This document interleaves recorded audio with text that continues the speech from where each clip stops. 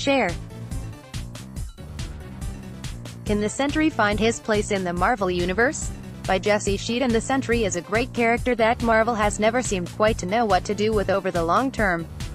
He's a character very much out of sync with the rest of the Marvel Universe, which is both the source of his appeal and storytelling woes. But that's not stopping Marvel from giving the Golden Guardian of Good his own ongoing series at long last, one that's shaping up to be a solid addition to the Fresh Start lineup.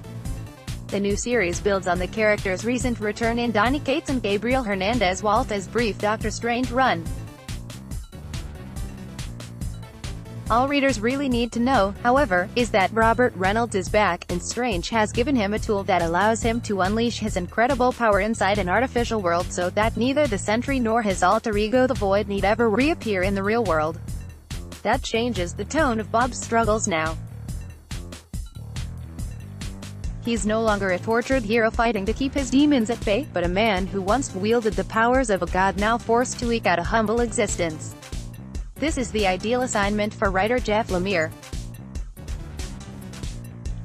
Lemire's best Marvel work has tended to be the quiet, character-driven fare like Moon Knight, and all-new Hawkeye rather than the big blockbusters like Extraordinary X-Men.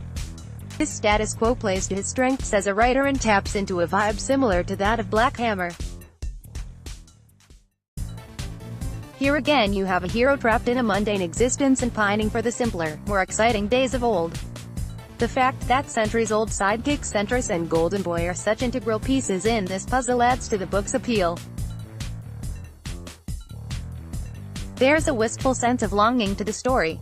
That element helps offset the generally slow-moving nature of the plot.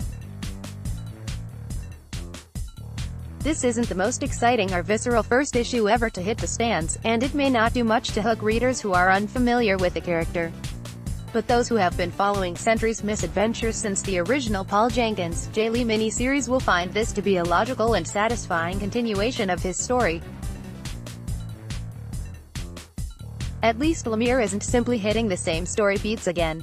And with the likelihood of Marvelmen joining the Marvel Universe seeming to fade every year, this may be the next best thing. Artist Kim Jacinto also proves to be an apt fit for the book.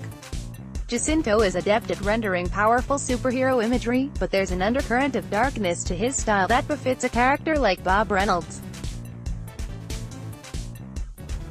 Jacinto's precise line work gives Sentry a chiseled, deadly quality and brings a gritty harshness to the scenes set in the real world. Rain Burrito's colors further highlight the dreary, unsettled nature of the story. I do wish Jacinto and Burrito were better able to draw a visual distinction between the real world and Sentry's fantasy adventures. Why not take a more colorful, Silver Age-inspired approach when Sentry, Sentris and Golden Boy are reunited in battle? Jacinto's depiction of the frail, human Bob Reynolds is also a little strange. It's clear the attempt is to depict him as an overweight, dumpy nobody, but his bulging veins and muscles argue something else entirely.